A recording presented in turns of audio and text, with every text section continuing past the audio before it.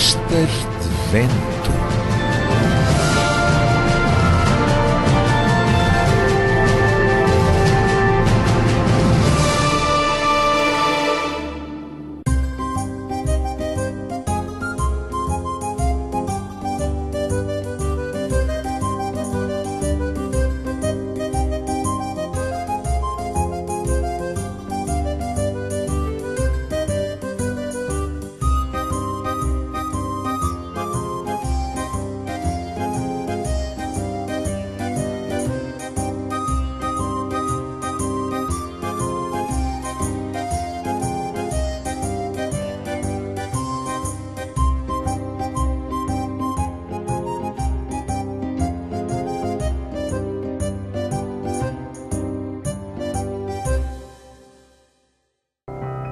José Teles, ator, encenador e figura marcante da boa cultura, é nosso convidado especial.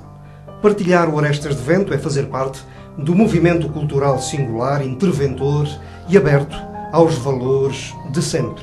O pano de fundo musical é do maestro Jorge Salgueiro. José Teles, seja bem-vindo ao Orestas de Vento, espaço de comunicação do grupo de animação e teatro Espelho Mágico. Obrigado. Mário Viegas dizia que da sua juventude tinham ficado dois tiques: ouvir fado e ver touradas. Da tua juventude ficou alguma coisa? Ficou, com certeza. Por acaso as touradas não. Embora moro em Vila Franca, muito perto, e seja uma tradição enorme, a quantidade de touradas e de esperas de touros e de coisas do estilo, não ficou. Não gostei, continuo a não gostar. Tenho até uma opinião um pouco contrária a esse tipo de espetáculo. Do fado. O fado é diferente. O fado acho que aprendi a gostar. Foi do fado e do jazz. São estilos de música que fui aprendendo a gostar. Hoje não posso considerar um grande aficionado do fado, mas gosto de fado, ouço fado. Gosto de partilhar uma noite de fados com um copo de vinho com os amigos. É uma coisa que me agrada muito. Um querido amigo do teatro, de quando em vez, manda esta: teatro é moléstia crónica, um vício. Quando vivemos, nunca mais queremos parar. Toma conta completamente da nossa vida. É tanto assim? É uma verdade. É uma verdade. Há um outro amigo meu que diz uma coisa que também que acrescento aí, que é o teatro é uma paixão, é uma grande paixão. Eu sinto-me completamente apaixonado pelo teatro, sou apaixonado pelo teatro. Às vezes sinto que não sou correspondido, e essa é que é o grande problema. O que é certo é que a partir do momento em que decidi que queria fazer teatro, essa decisão era muito jovem, era uma criancinha ainda. Quando tomei essa decisão, decidi partir para a frente sem olhar para trás e sem pensar em mais nada. O que é certo é que hoje continuo a fazer teatro e não estou em nada arrependido, mas sinto que muitas vezes não sou correspondido na paixão que tenho pelo teatro. Ou melhor, acho que às vezes o teatro ainda não se apaixonou a sério por mim, mas eu continuo apaixonado, pronto, e vou continuar. Cabe dizer que há gente a referir há anos que o teatro está condenado à morte. Contudo, querido amigo, lá vai aguentando a profecia. Não acredito. Não acredito que seja possível o teatro estar condenado à morte. Como é que... Primeiro lá se vai aguentando. Não, acho que nem isso. Acho que o teatro está, continua e vai continuar, e continua muito bem. Não é uma questão de se aguentar, de se ir aguentando. Está vivinho e muito vivo. O teatro está em nós todos. O teatro faz parte de nós enquanto seres humanos, e não é possível ir-se aguentando. Se calhar, e perdoa-me, e partir para aqui, se calhar o que vai acontecendo, ou o que está a acontecer e acontece ciclicamente ao longo da história, tem acontecido ao longo da história, é que por vezes o teatro enquanto arte não vai sendo devidamente apoiado, ou tem sido em algumas alturas inclusive é proibido, cortado,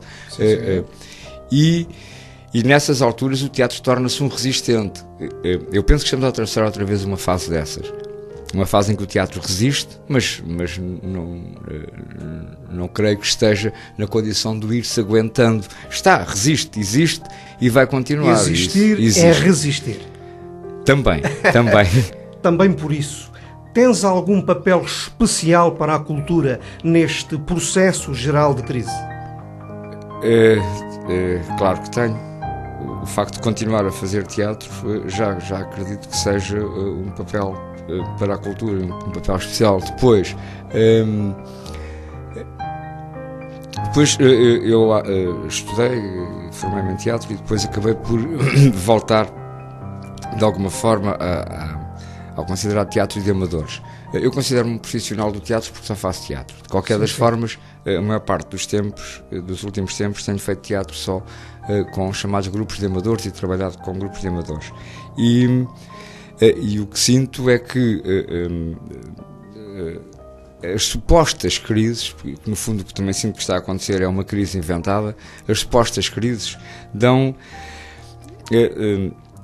este tipo de coisas, que é alguns de nós que preferiam ter uma vida diferente, quando digo diferente no plano económico, preferiam ter uma vida diferente, abdicamos muito dessa vida para continuarmos a fazer teatro e a garantir que há teatro à população.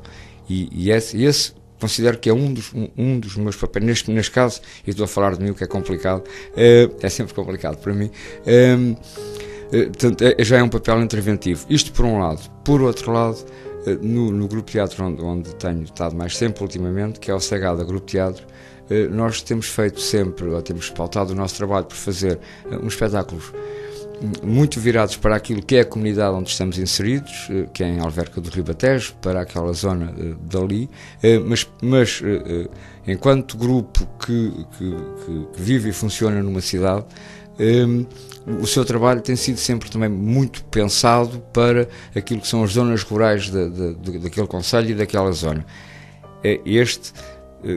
Que tem sido também um papel que também considero que tem tido alguma influência, é o papel de fazer um teatro para aquela comunidade, preocupado com a comunidade onde estamos inseridos. E depois, há uma série de anos que estou ligado às associações nacionais de teatro. Primeiro estive ligado à Associação Portuguesa de Teatro Amador, que entretanto acabou. Depois, recentemente, a uma outra associação que se fundou, que era a ANTA, a Associação Nacional de Teatro de Amadores, que entretanto também já fez extinta, para dar origem à Federação Portuguesa de Teatro. Já lá iremos e pronto, mais em pormenor. Este é o outro papel. Exatamente. Falávamos da crise. A crise, de facto, provoca alguma contração no público presentemente em Portugal? Sentes isso? Sinto. Sinto que a maioria do povo português, uma grande maioria, e perdoem-me porque estou a falar da zona que conheço melhor, e é a zona do Distrito de Lisboa e de alguma forma aqui o Distrito de Setúbal, o povo português e estas populações estão a sentem-se demasiado afetadas pela crise. Portanto, é notório no desemprego, é notório numa série de situações que faz com que as pessoas se retraiam, e se retraiam não indo aos espetáculos. No entanto, esta suposta, eu estou-lhe a chamar sempre suposta crise porque tenho para mim que isto foi uma crise inventada pela banca, pelos capitalistas e os economistas. Mas é completamente real. Europeus. As algibeiras das pessoas assim o dizem, não é verdade? Ela existe e as pessoas de facto não têm dinheiro. Isso retralhos na ida aos espetáculos. De qualquer das formas, há a vontade de ir ao teatro, continua a ser a mesma. O público que o teatro português tem, que tem vindo a aumentar dos anos 80 para agora, mantém-se, essa vontade de ir ao teatro mantém-se, e isso é importante. Cabe-nos agora a nós, homens e mulheres do teatro, percebermos como é que vamos conseguir manter esse entusiasmo e conseguir que com mais custo para nós e para as companhias, manter os espetáculos e fazer com que as pessoas vão e continuem a ir, porque o facto de haver esta crise só está a inibir o público de ir ao teatro porque efetivamente lhes falta o dinheiro no bolso. Exatamente. De resto, não acredito que seja mais nada. Completamente. Então, e pensando tão perto quanto longe, o estado da cultura em Portugal, também por conta da crise, não sei, é caótico? O estado da cultura é caótico, sim. Sim. O estado está muito mal. Queres fazer uma relação de causa e efeito? Quero. Acho que está muito mal há muito tempo. Há muito tempo que os vários e sucessivos governos que têm estado à frente dos destinos do país, eleitos por nós, diga-se de passagem, né, porque na democracia é assim, os vários e sucessivos governos não têm dado o devido ou o necessário apoio à cultura. E quando digo apoio, refiro mais vezes a questões económicas, mas não só. Sim. Mas em relação às questões económicas, o que tem havido claramente não há um apoio de Estado, e Estado somos nós todos, não é? Um apoio de Estado efetivo à cultura.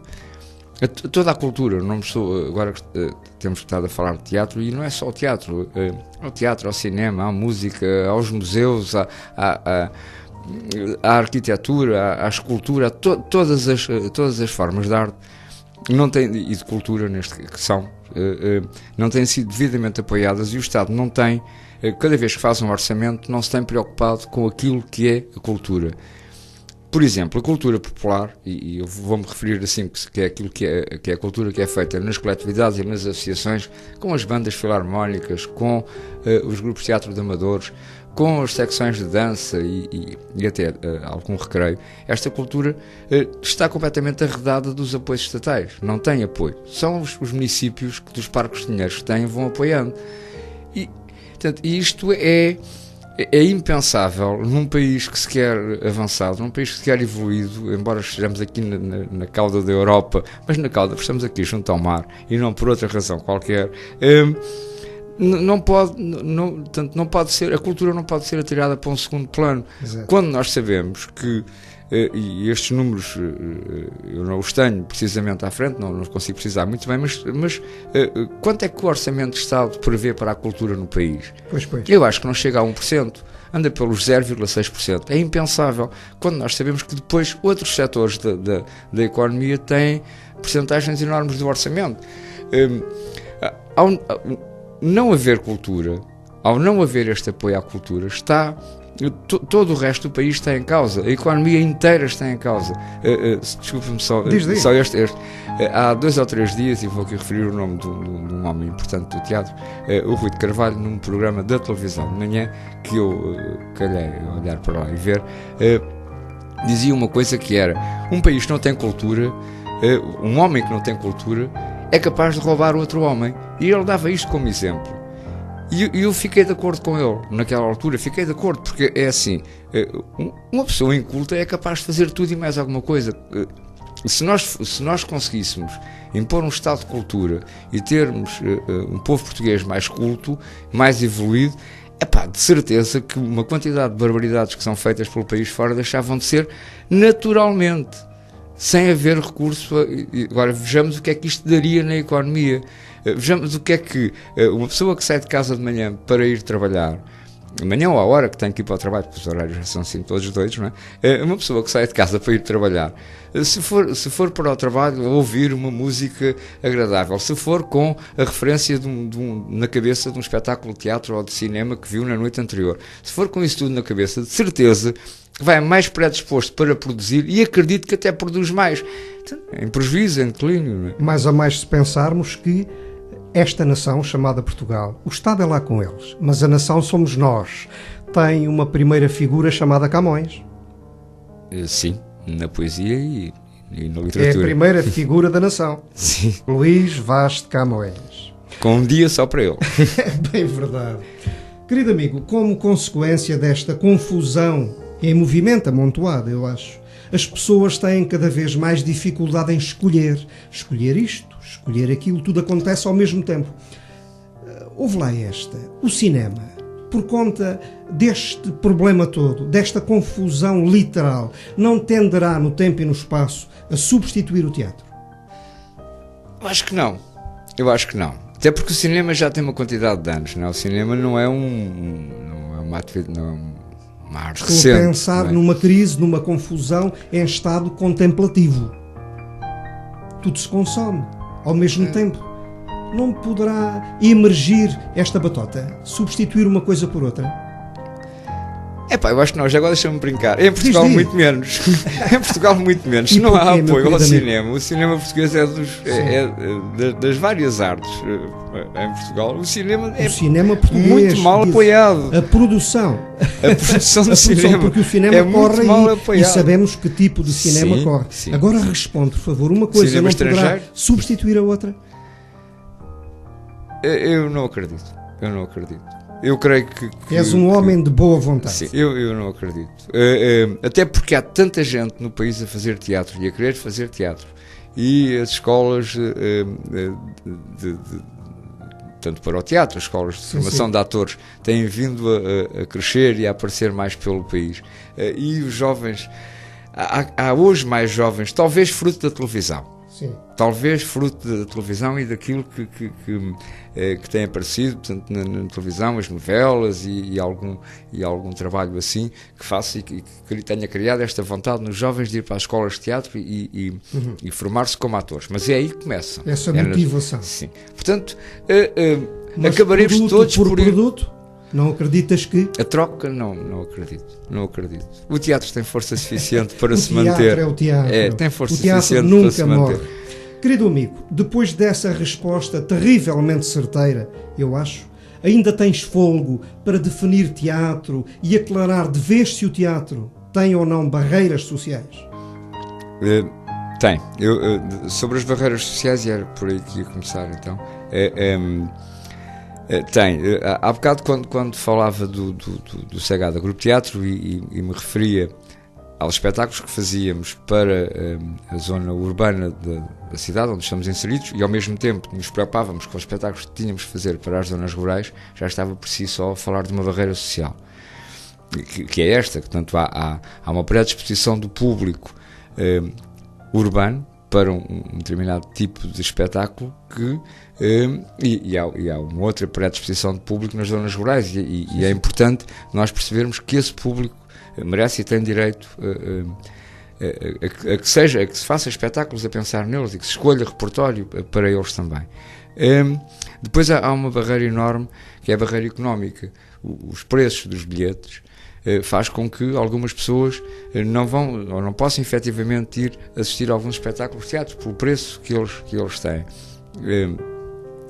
E entenda-se que os bilhetes do teatro continuam a não ser caros, porque não é possível pagar um espetáculo com o preço da bilheteira, é impensável. Portanto, referindo a coisas que já disse antes, se não for mais apoiado, não é hipótese, não se consegue construir um espetáculo só com o dinheiro que uma bilheteira dá. Portanto, isso é uma ideia. Se alguém para aí tem a ideia que é possível, desacredite-se, porque não é possível.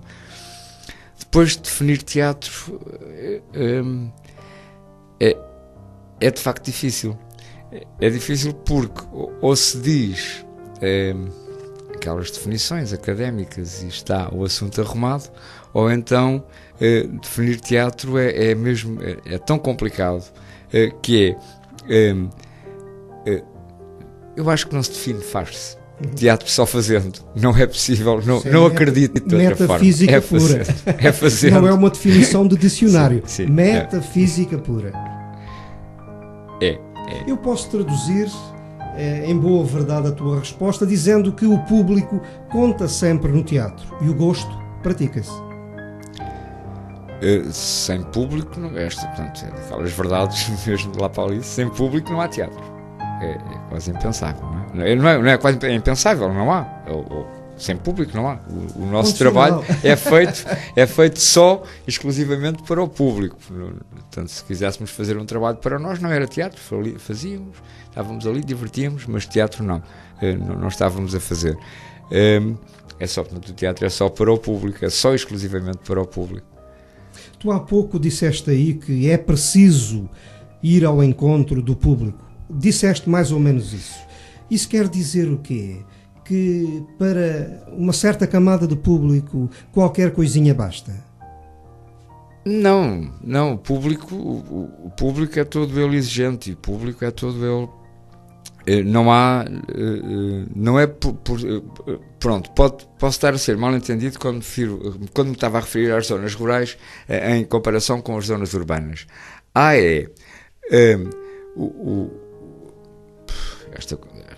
Esta consideração é um bocado estranha, porque assim, todos sabemos que a diferença grande que Portugal teve, né, do atraso que Portugal tem culturalmente em relação ao resto da Europa. E também sabemos que durante muitos anos uma boa parte da cultura europeia não chegou cá. Exato. Chega agora um bocado à cacetada. E as coisas assim, aqui eram muito macrocéfalas. Sim, era Lisboa-Porto e pouco mais, não é? Pronto, o que é que aconteceu? Há uma quantidade de textos, há uma quantidade de espetáculos de autores tanto consagrados que nunca chegaram ao grande público e contam histórias lindíssimas e contam e põem-nos a pensar sobre coisas que nunca foram colocadas à frente de alguns espectadores, e isso acontece mais nas zonas rurais. Também acontece nas zonas urbanas, porque se nós pensarmos o que é hoje as zonas urbanas do nosso país, são elas todas feitas por pessoas que vieram das zonas rurais, né? A imigração no país foi enorme. Estás a dizer que não há correntes de público na província? Há na província, quando nós entendemos, eu estou a chamar província a tudo o que não é Lisboa. Exatamente. Penso que era a isso que te referias, não é? Completamente. E aí porque fora de Lisboa também há grandes zonas urbanas e grandes cidades. Portanto, Lisboa é só uma, e por acaso é a capital, mas pronto. Há correntes espalhadas pelo resto do país, a diferença que eu fazia, só clarear, assim, a diferença que eu fazia era mesmo o que é urbano e o que é rural. Sim. Sendo que há grandes correntes, o país tem, e logo a seguir ao 25 de Abril, uma quantidade de companhias de teatro que começaram a trabalharem muito bem. Eu refiro sempre uma que é o antigo Centro Cultural de Évora, atual Sendref, em Évora, e que é dos primeiros passos dados para a descentralização do teatro em Portugal, e numa descentralização que eu acho correta e que no fundo é aquela que tenho estado de alguma forma também a falar, de uma forma velada, que é a de repertório. Portanto, parte para Évora e vai levar para Évora os grandes textos clássicos que não chegavam ao Alentejo de maneira nenhuma, ou àquela zona do Alentejo. Depois, espalhado por aí pelo país todo, agora assim mais recentemente, há uma companhia aqui muito perto, em Palmela, o Bando, que tem um trabalho excelente e que parte para uma nova corrente também de trabalho, que é o serviço, no fundo, de cenários naturais e pôr o público a assistir ao espetáculo, deslocando-se, portanto, em espaço não convencional. Depois indo lá mais para o norte, para a Serra de Monte Muro, mais ainda para cima, para Viana do Castelo e o Centro Dramático de Viana do Castelo, e o trabalho que faz também muito virado para aquela população. Pronto, e agora? Estamos em Setúbal. O trabalho que o Tás fez e faz, mas o trabalho que o Tás fez nesta cidade, e que é uma marca do teatro português. É impensável fazermos a história do teatro pelo menos da segunda metade do século XX e não referir estas companhias e muitas outras, e entenda-se que só estive a falar das companhias de profissionais. Fora depois a quantidade de grupos ligados a coletividades, a associações, ou só eles para mesmos. Lembrar, na província há correntes de público ou há uma corrente de público? Só para lembrar, é cá por coisas. Eu acho que há correntes de público. Siga a roda, mais fundo ainda. Quais as linhas de força, se é que existem, da vanguarda do teatro presentemente em Portugal? Não sei.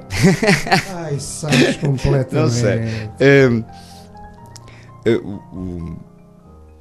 O teatro tem vindo a evoluir. Eu creio que estamos a fazer, estamos sempre a fazer história, mas estamos neste momento a atravessar o início do século XXI. Está a ser uma mudança grande no teatro. Ela está ainda a nascer. Ainda não dá para perceber como é que o teatro se vai transformar daqui para a frente. O teatro começou a utilizar muito bem todos os recursos possíveis à sua mão para fazer espetáculo. Portanto, a multimédia que não se usava no teatro há 20 anos atrás, está no teatro de uma forma extraordinária. Todos os meios técnicos possíveis estão a ser usados, o teatro está a usá-los e a integrá-los no seu espetáculo. Artes, começou a aparecer uma corrente com piada que é das artes performativas, embora eu acho que performativo é todo o teatro, mas enfim, que começa a ser integrado de uma forma interessante nos espetáculos mais convencionais de teatro. E creio que todo o teatro está a atravessar uma grande mudança e no caso concreto português está a atravessar uma mudança interna. Ele está a mudar-se e a transformar-se internamente, com recurso àquilo que é nosso, com recurso à nossa ideia, à nossa identidade. E isso é de facto uma grande... Como é que vai ser o futuro? É sempre difícil, eu não sei. Não sei se é bom, não sei se é mau. José Teles, vai ser bom. Por conta de todo esse arrazoado, que possibilidades ficam para o teatro popular? Neste país, já agora também de Gil Vicente. O teatro popular... Falaste em multimédia, novas tecnologias. Sim. E então? O teatro popular é assim. Eu estou a tentar encontrar na minha cabeça a definição correta para mim daquilo que é o teatro popular.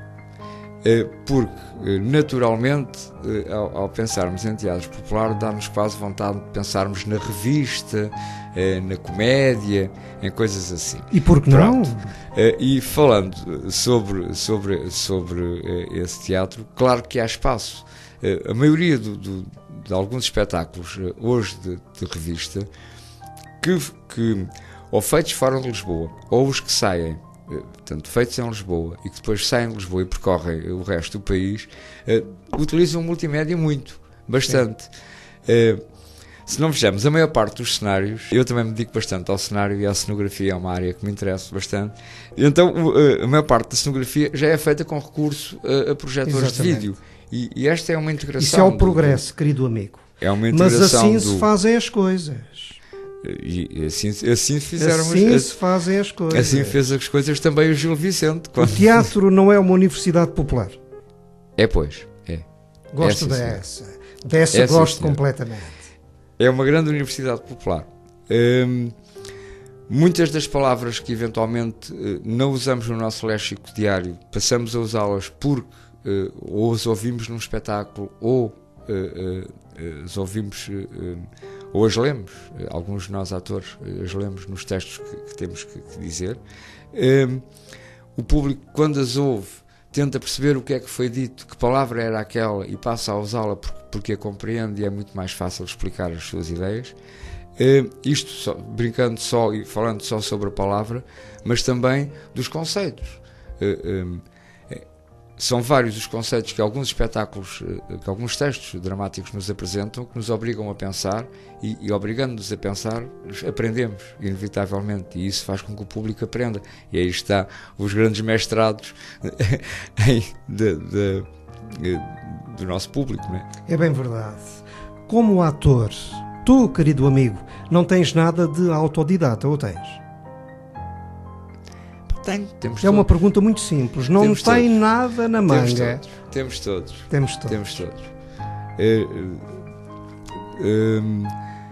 Eu estudei na Escola do Centro Cultural de Évora, depois acabei o curso em Lisboa, na Escola Superior. E pronto, esta é a minha formação. Mas parei. Fiz esse trabalho e parei.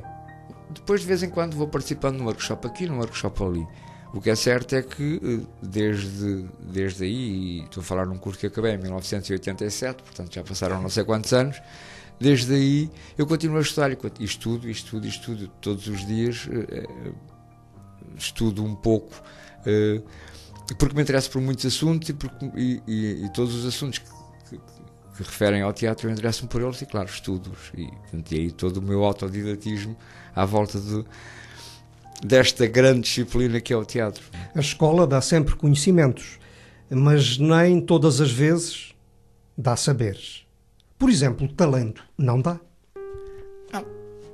Mas a malta vai. Não. Mas depois... Na escola aprende-se a técnica. Agora, o que é certo é que quem tem talento faz a diferença. completamente. Portanto, aprende a técnica, soma ao talento e dá um excelente produto final. Quem não tem talento, e se for um muito bom técnico, consegue fazer um bom espetáculo também. Portanto, eu acredito também na técnica. Trabalhar a mão é fundamental. O Segada Grupo de Teatro existe desde 1986, em Alverca. São muitos anos juntos, querido amigo, muitos anos juntos. Quais têm sido as grandes escolhas de trabalho do grupo? E já agora também, quais foram as necessidades que fizeram emergir o próprio grupo? São mesmo muitos anos. O Segada tem, para alguns de nós, uma vida inteira. Para outros, meia vida. Não é? No meu caso, metade da minha vida passei naquela casa. 26 anos de existência. Passei naquela casa, já é muito tempo. Quando fui para lá era uma criança. E agora já sou um adulto.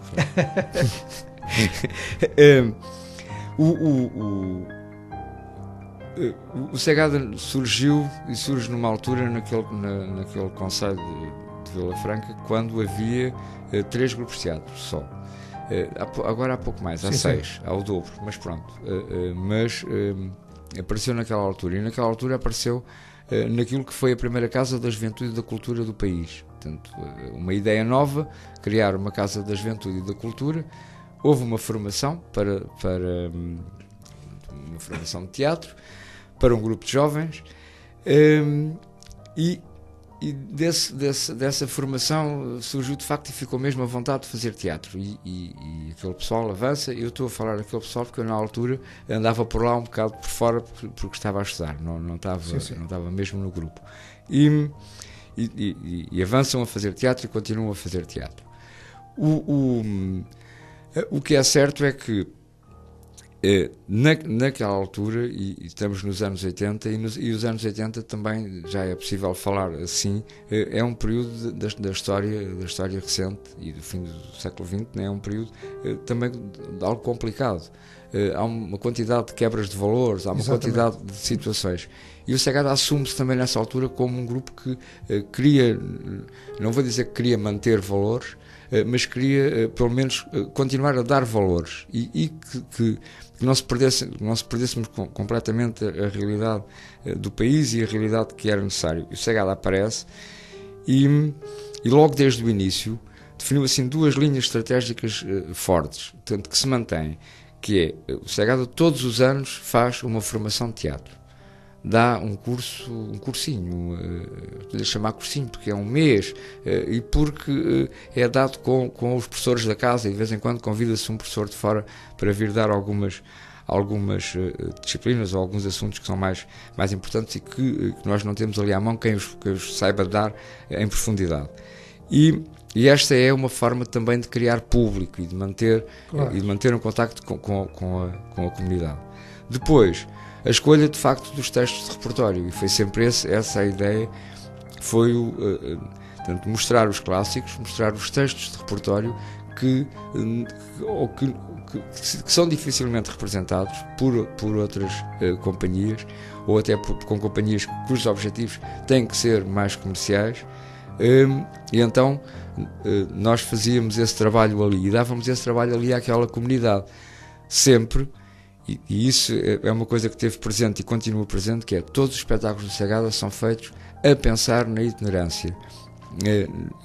Não se fazem espetáculos para serem representados só na sala onde existimos, mas sempre pensar que podem ser feitos aqui, mas estamos prontos para fazer no país inteiro. Estamos a falar em itinerância local, regional ou nacional? Nacional. Bom, querido amigo, aguenta-te lá com esta. Se não for o caso, peço desculpa. A distância tem destas coisas, digo eu. És um homem medalhado pela Câmara Municipal de Vila Franca de Xira, penso eu. Há razão de mérito cultural. Verdade ou mentira? Sim, fui medalhado, foi a Câmara e a Junta de Freguesia de Alverca. É a Junta de Freguesia. É a Junta de Freguesia de Alverca. Falamos da autarquia. Foi uma autarquia. A medalha foi-me atribuída há 2 anos, e Foi uma grande honra. E já agora dizer uma coisa, eu gostei, é um prazer, senti-me bem disposto. Claro. É um aplauso. Sim, não é falta, não é falsa, não é modéstia nenhuma. Claro. Receber uma medalha e gostar de receber. A razão foi, tenho a colocar isto. Aquela medalha foi-me entregue, isto porque em 2004, no seio daquele grupo de teatro, e aí parti eu com a ideia, podia ter sido outro qualquer, mas fui eu que parti com a ideia para uma coisa que foi criarmos um festival de teatro em Alverca. E por ter criado esse festival de teatro, por ele ter conseguido manter-se com regularidade bienal até 2010, a Junta de Alverca considerou que este era um trabalho meritório e naquela freguesia que não tinha nenhum festival, passou a ter de 2 em 2 anos um festival e também, portanto, acaba por ser um grande festival, mais que não seja pela quantidade e pelo tempo. É um mês inteiro de espetáculos, com 3 espetáculos por fim de semana e com todas as datas comemorativas do mês de março, que é o 21 de março, o 27 de março, a serem comemorados, seja, calhem eles a que dia calhar da semana, faz com que em média haja 18 espetáculos por mês neste mês de março, naquela cidade. E claro que isto tem o peso que tem, vale pelo que vale. E um bocado também por este trabalho, e é este trabalho Querido amigo, falamos de serviço público. Sim, é este trabalho que faz com que a Junta decida atribuir a medalha e qual eu recebi com muito gosto. Mesmo assim, deixa perguntar o seguinte: a vossa relação presente com o poder local é de mera relação, assim, género, com um comprador de serviços ou também é afetiva?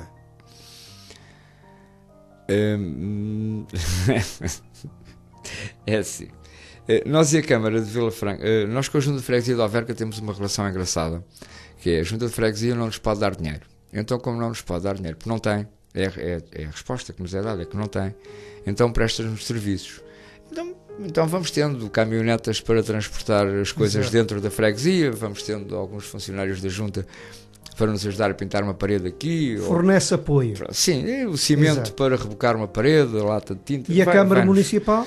Com a Câmara Municipal a situação é diferente. Nós e a Câmara, aliás, no Conselho de Vila Franca, há um gabinete de apoio ao movimento associativo que tem uma verba que é do orçamento municipal e que vai para as associações todas do Conselho.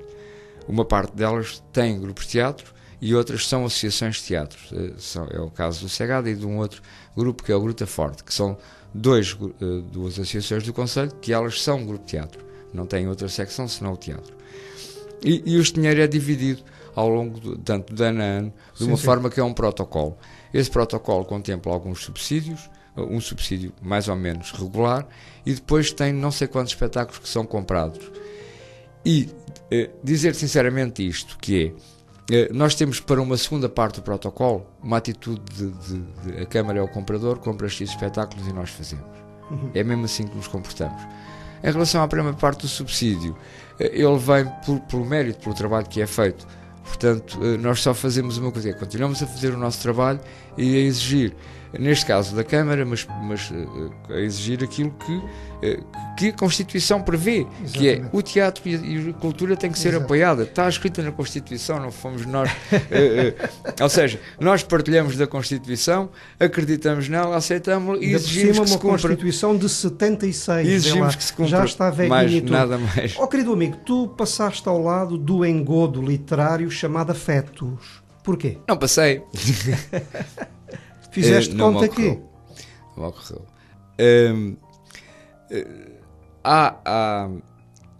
Tentei não. Aliás, a questão é.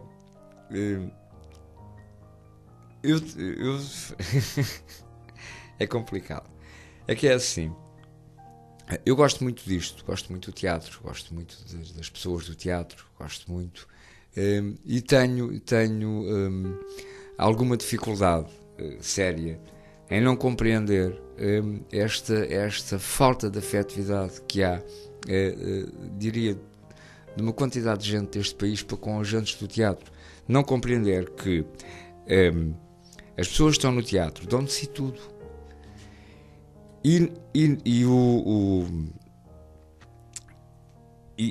custa-me a aceitar que não vejam isso. E então tentei refugiar-me, não falar no assunto, para não ter de estar a dizer isto, que é, assim se fazem as coisas. Nós gostamos de toda a gente, um pouco mais que isso. Quantas pessoas compõem presentemente o grupo? O Segada presentemente está a atravessar uma pequenina crise, mas está na média das 20 pessoas em atividade regular. Quando eu digo uma pequena crise, é que costumamos ter à volta dos 40. E tivemos Festival de Teatro este ano. Estamos a falar de colaboradores. Sim, tivemos Festival de Teatro este ano, então lá chegámos outra vez aos números dos 40. Como houve Festival de Teatro este ano e em ano de festival acontece sempre isto, passado março, o pessoal diz: agora tenho que ir descansar. Houve também assim 3 mulheres nossas que foi extraordinário, que ficaram grávidas, portanto vamos ter mais 3 meninos do Segada. E isso também, portanto, se pensarmos que são 3 mulheres que ficaram grávidas, ficaram 3 homens também, tanto de pai, portanto, e o grupo está um bocado afetado com isso. No entanto, está a trabalhar, tem um espetáculo em cena, está com 2 ensaios para estrear ainda em dezembro, e acabou de ter um curso, uma formação que teve a apresentação na segunda-feira, dia 1, portanto estamos a trabalhar com menos gente, mas a trabalhar. Aquele teatrinho do Segada é agradável. Eu já tive o prazer de estar lá no espetáculo com o Espelho Mágico e é de facto muito agradável. Contudo, hoje em dia, ainda responde às necessidades do grupo ou já não? Ainda responde. Creio que por mais alguns aninhos, mas pode deixar de responder rapidamente. A questão é, nós quando chegámos àquele espaço, vínhamos de uma sala de aula de uma escola primária e tínhamos um espaço muito pequenino, muito exíguo, tínhamos uma salinha com 30 lugares para o público poder assistir. Chegámos àquela que tem 80 e pronto, e isso foi um salto enorme. Tem dado para funcionar. Recentemente já tivemos que pedir, portanto, só tínhamos aquele espaço, já tivemos que pedir ao vizinho do lado se nos emprestava a salinha deles para montarmos lá o escritório, porque já não cabíamos com espaço e escritório. Portanto, isto já é um primeiro passo, já crescemos um bocadinho para o lado, não crescemos, estamos a servir-nos de um espaço emprestado. O que é certo é que também no Concelho de Vila Franca, eu sou daqueles que acredito que não há necessidade de construir muito mais espaços. Há bastantes espaços, portanto, podem estar mal geridos, podem estar mal aproveitados. Seria uma outra discussão que poderíamos ter. Claro. Acho que não adianta. A identidade do Segada passa por aquela sala? A identidade do Segada passa por aquela sala e passa por aquele espaço. O Segada nunca teve pretensões de ter um grande teatro. Nós achamos que com uma sala com 80 lugares conseguimos ter uma atividade regular, permanente, e ir mantendo a atividade. Crescer em termos de espaço para o público implicaria inevitavelmente crescer em termos de palco, o que poderia ser bom, mas poderia não ser depois bom o termo de espetáculos com menos espectadores. Com menos, e eu diria isto assim, o público efetivo e regular do Segada são 60 pessoas. Nós conseguimos há uns 3 anos atrás fazer uma espécie de controle e perceber que há 60 pessoas que nós sabemos quem são, que veem todos os espetáculos do Segada. Então são os nossos 60 amigos mais diretos. Então, se nós conseguirmos ter uma sala em que esses 60 vêm e trazem 20 convidados, é muito bom. E se formos conseguindo manter esta regularidade, aos poucos podemos ir crescendo. E vamos crescer com certeza. A sala foi-nos entregue em 2005. Eu acredito que em 2015, e isto fez parte do texto que eu li no dia em que nos é entregue aquele espaço, eu acredito que em 2015 nós vamos começar a dizer à Câmara, à Junta de Freguesia, a dar volta a dizer: precisamos de um outro espaço, porque este já é curto. Tu disseste, aquela sala define a identidade, disseste mais ou menos isto, define a identidade do Segada. Alto lá, é preciso cuidado. Esta conversa acontece assim porque é aqui, neste ambiente. Se formos conversar ali para o pátio, será outra conversa. Se o estúdio for outro, será outra conversa ainda. Afinal, como o teatro, Tudo começa e acaba naquele momento. Inevitavelmente, sim. Tudo. E estou a trilhar estilos.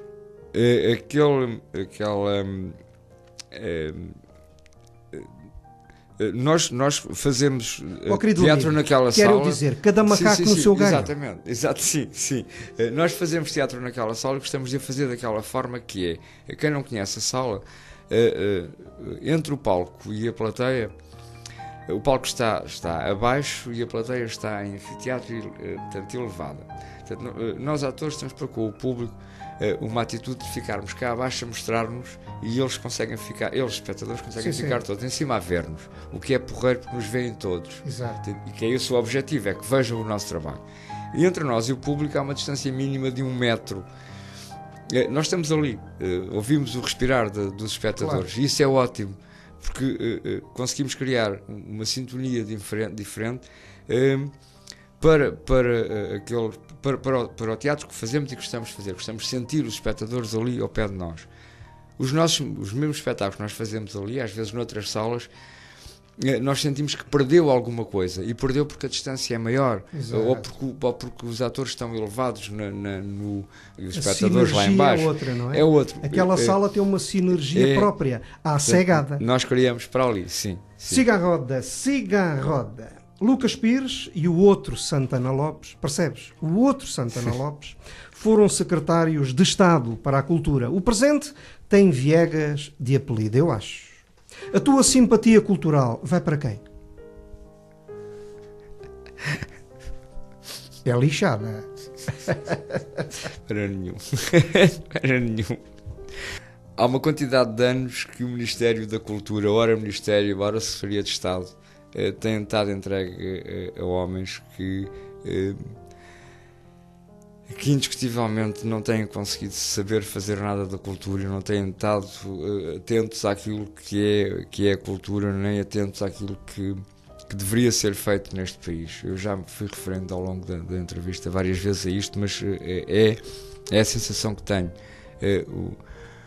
A nossa cultura, não é só a cultura, mas a cultura no nosso país tem estado muito mal entregue no plano do governo. Não tem havido ninguém que tenha conseguido até hoje pegar na cultura e fazer dela um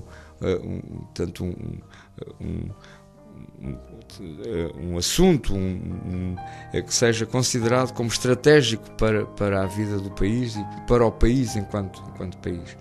E portanto, os homens que referiste foram mais uns que passaram por lá e que... Querido amigo, agora à vanguarda. Acreditas que é possível a construção um dia? Sei lá, isto é uma pergunta bem ligada às grandes utopias, às utopias alto lá da vida. Acreditas que é possível um dia, repito, as coisas em sociedade plena saírem todas e todas da cultura e não como agora, em que saem literalmente da economia? A economia esmaga tudo com bota de brocha. Acreditas que? Acredito que a cultura há de conseguir, ou seja, a economia só está a esmagar tudo, a economia só é o topo da pirâmide. A economia e os economistas só é, essencialmente, e daí tanto a cultura ser tão fracamente apoiada, só é porque nós de facto não temos cultura. Nós temos pouca cultura. Porque se nós fôssemos se nós coletivamente, e estou a falar da Europa toda, estou a falar quase do mundo inteiro, referir-me só ao hemisfério norte, porque conheço mal o hemisfério sul. Nós, se fôssemos efetivamente mais cultos, nós não deixávamos que as coisas acontecessem como estão a acontecer. E daí também achar que os senhores que têm estado há anos e anos e anos no poder não têm permitido que a cultura evolua exatamente para não serem destornados do seu poder. Porque se nós fôssemos efetivamente cultos, se tivéssemos cultura a sério, eu garanto que nada disto que está a acontecer estava a acontecer, porque era diferente. Estás a dizer que a presente ordem neoliberal é lixo. Negócio é tudo aquilo que é negociável. É o que estás a dizer. Por outras palavras, não seria possível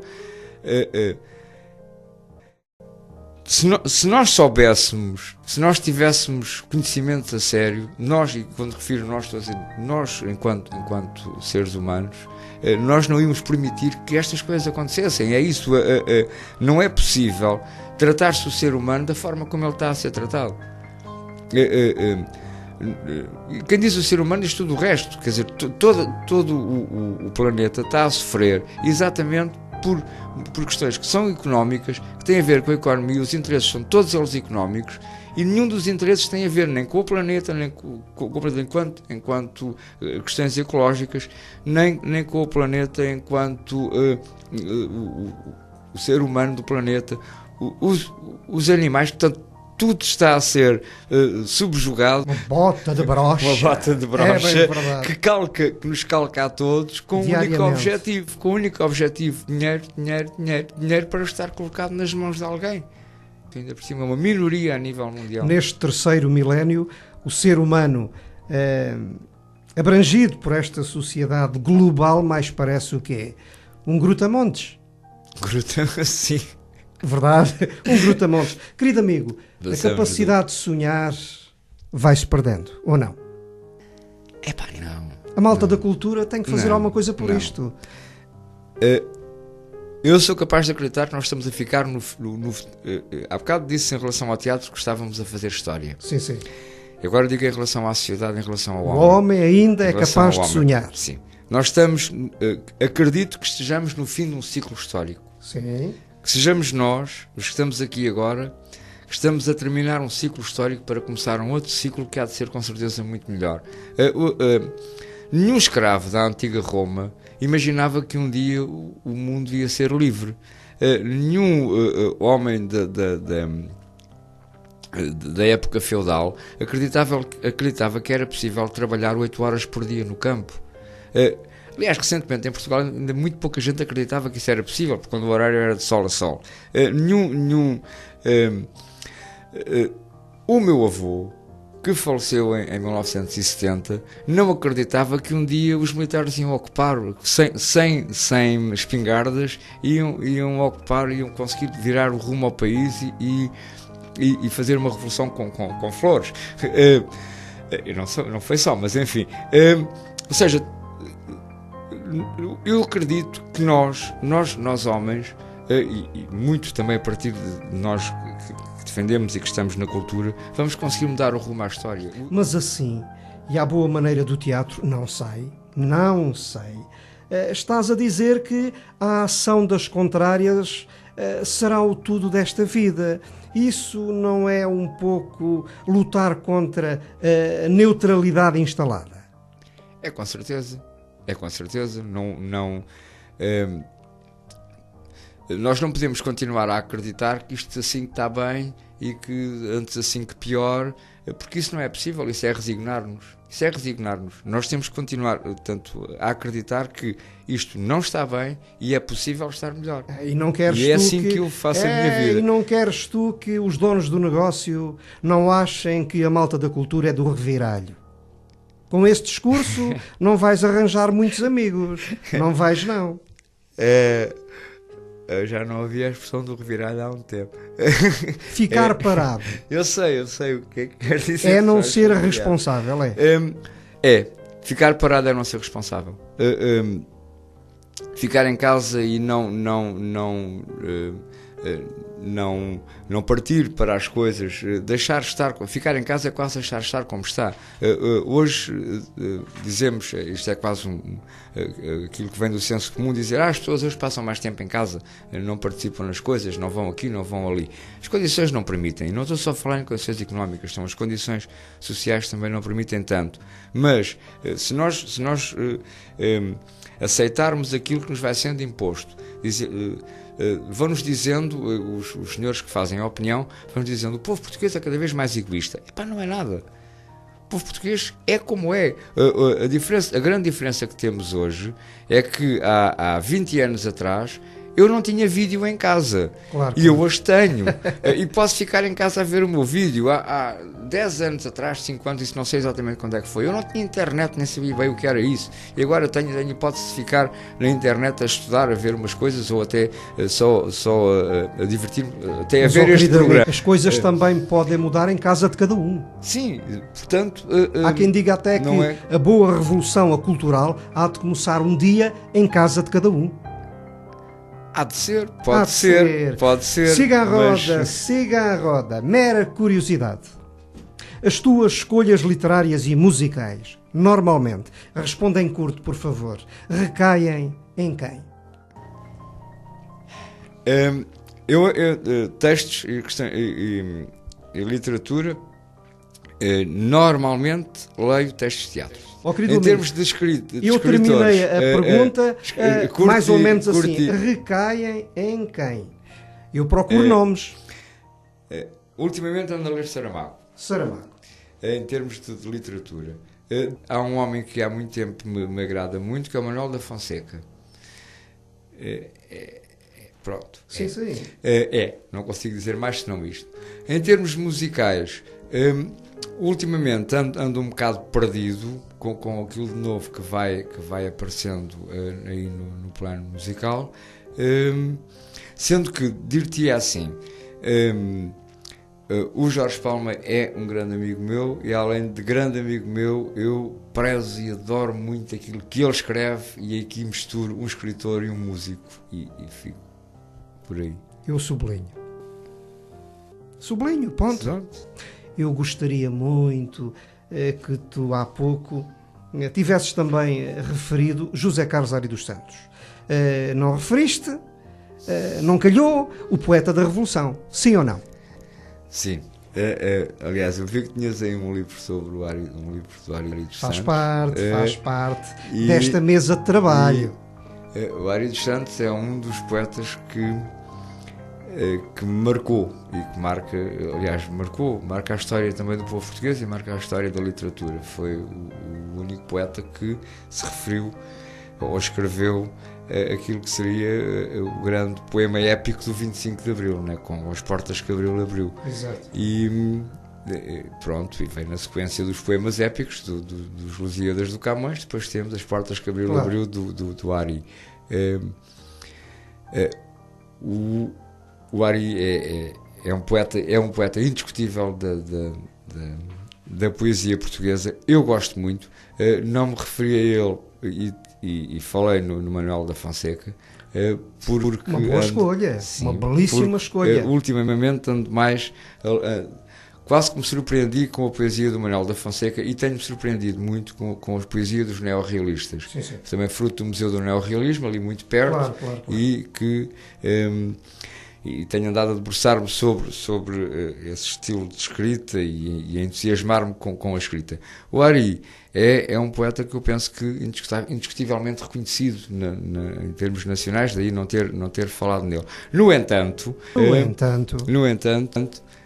o Ari é dos poetas maiores, que vai desde a poesia de amor, a poesia da revolução, a poesia da palavra e de intervenção, à canção. Portanto, e vai de um espectro ao outro da poesia, sempre com uma linha de escrita extraordinária, e não esquecendo da publicidade, né? Portanto, há frases poéticas do Ari aplicadas à publicidade que continuam a ser poesia. Continuam a ser poesia. Exatamente. E lindíssimo. José Teles, se eu disser e digo Sandra Barradas, tu dizes o quê? Presidente de direção da Federação Portuguesa de Teatro. Se eu disser Luís Mendes? É o vice-presidente de direção da Federação e foi o último presidente de direção da Associação Nacional de Teatro da Madeira. E agora, se eu disser Rafael Vergamota, o que é que dizes? O Rafael Vergamota foi o primeiro presidente da Federação Portuguesa de Teatro e, neste momento, é diretor da Companhia de Teatro Pouca Terra e um excelente encenador, na minha opinião. Última fase desta conversa pública com o ator encenador José Teles. Federação Portuguesa de Teatro. Em boa verdade, o que é que os grupos associados ganham com uma organização destas? A Federação neste momento, a Federação, que se assume como a continuadora daquilo que foi a Associação Portuguesa de Teatro, a Associação Portuguesa de Teatro Amador, portanto a APTA, ganham o quê? Se o teatro e se as associações de teatro, se os grupos de teatro que existem no país, se estiverem juntos numa associação, neste caso numa federação, se estiverem juntos, de certeza, juntos e organizados, de certeza que melhor conseguimos marcar posição no país e junto de quem de direito a exigir aquilo que nos é devido. E este é, de facto, um objetivo que eu pus para mim e que penso que todos os meus companheiros da direção da Federação têm tido sempre, que é o recrutarmos, o trazermos cada vez mais para a Federação mais associações para que consigamos ter um papel junto, neste caso, do Ministério, Secretaria de Estado, do que houver, também junto das câmaras, junto de outras entidades, para que o teatro seja, de facto, seja-lhe conhecido e seja entregue aquilo a que tem direito. Portanto, este é um passo que eu acho que é importante e que cabe à Federação, que é o trazer e ser uma voz que fale de todos, né, das várias associações. Um dos grandes objetivos da Federação é... Eu estou a chamar a associação porque a Federação é recente, claro, na nossa linguagem, e a associação é muito mais antiga e alguma adaptação da linguagem, claro, às vezes ainda não está devidamente feita. Uma associação global. Exatamente. Exatamente. Um dos grandes objetivos é o objetivo da formação. Isto porque quando partimos para este processo todo da criação, tanto e eu não parti para este, a Associação Portuguesa de Teatro de Amadores, a antiga APTA, e depois para a ANTA e da ANTA, portanto, a Associação Nacional, e depois agora para a Federação, a informação que mais nos chega e aquilo que mais reconhecemos é a necessidade de o teatro de amadores ter formação. As pessoas, os participantes no grupo, terem formação. Quanto mais conhecimentos nós tivermos, sabemos isso da vida, né? Quanto mais conhecimentos tivermos, melhor fazemos e mais longe conseguimos ir. Daí este ser um objetivo grande da Federação.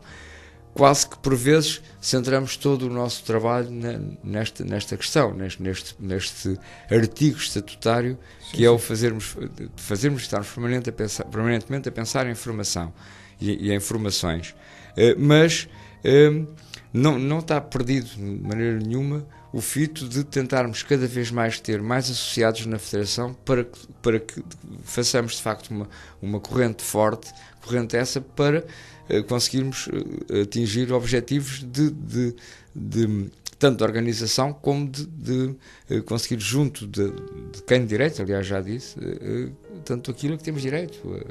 Claro. Informação jurídica também junto das associações e não só, sim, outras necessidades, sim. Caráter existencial. A Federação há gabinetes que podem vir a ter e que ainda não têm por dificuldades também da quantidade de associados, claro, que têm, mas a informação jurídica é importantíssima. O que nós vamos fazendo é conseguir que, de vez em quando, algum advogado da área do associativismo nos vá dando algumas orientações e ajuda, claro, algumas associações ao que têm que fazer. Nós vamos ajudando alguns grupos informais, também. Alguns grupos informais, claro, a explicar como é que podem tornar-se uma associação e aí passar a ter, serem legais perante o Estado português. Também vamos conseguindo que a Sociedade Portuguesa de Autores nos venha explicar como é que se deve funcionar em relação aos direitos do autor, aos direitos de encenação, todo este funcionamento legal. E há também uma função utilitária, país. Partilha de espetáculos, troca de conhecimentos, saberes, experiências. Isso, não sei se... Bota tom. Não sei se tu queres lá chegar, já, mas eu chego. Chega. Que a Federação faz 2 vezes ao ano um fórum, que é o Fórum Permanente de Teatro.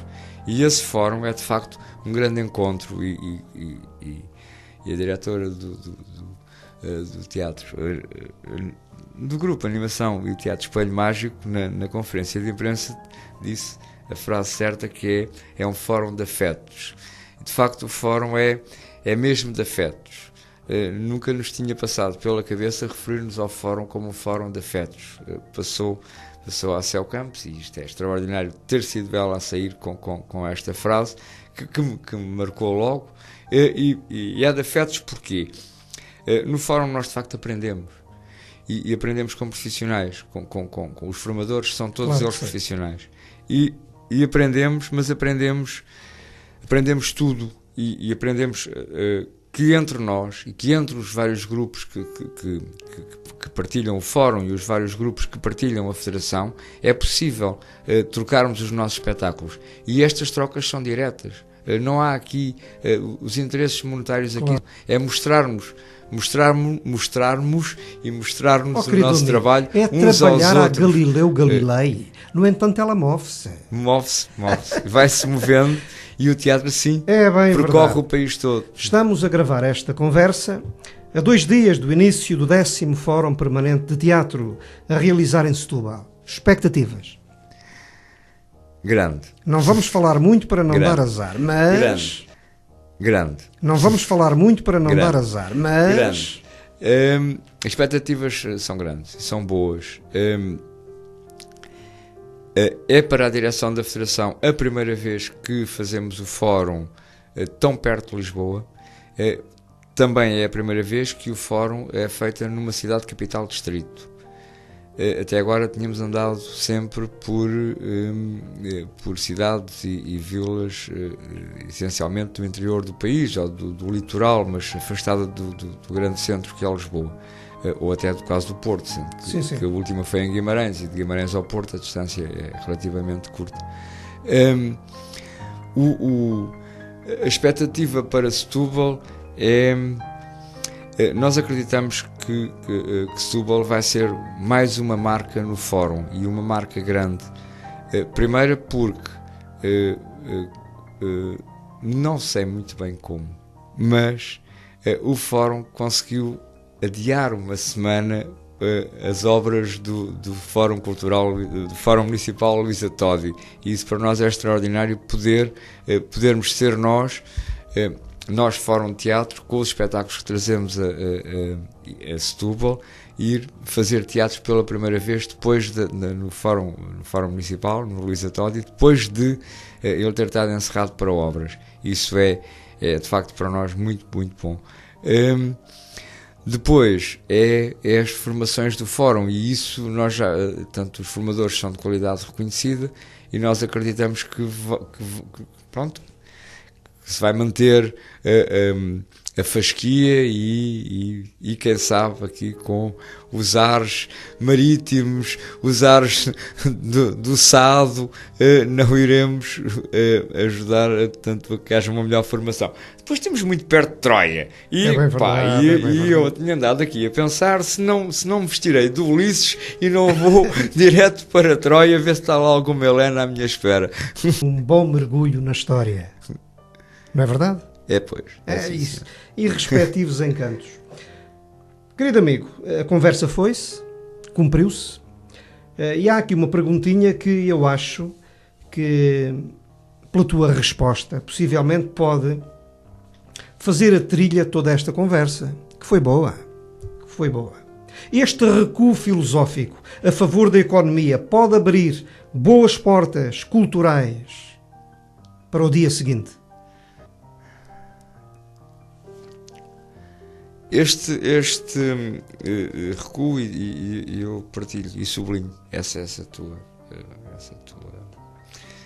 tua frase, este recuo filosófico a favor da economia, partilho mesmo. Pode abrir, se nós entendermos que, e se nós conseguirmos aproveitar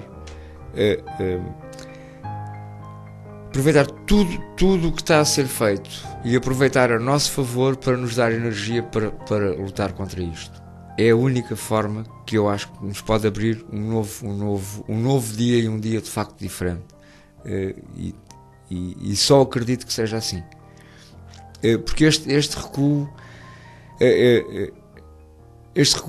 vai fazer a alguns de nós repensar toda a história, repensar tudo o que sabemos e percebermos que ou mudamos e estamos a tempo de mudar, porque estamos mesmo a tempo de mudar, estamos no tempo certo, estamos no fim da primeira década até deste porque novo a milénio. história não acabou.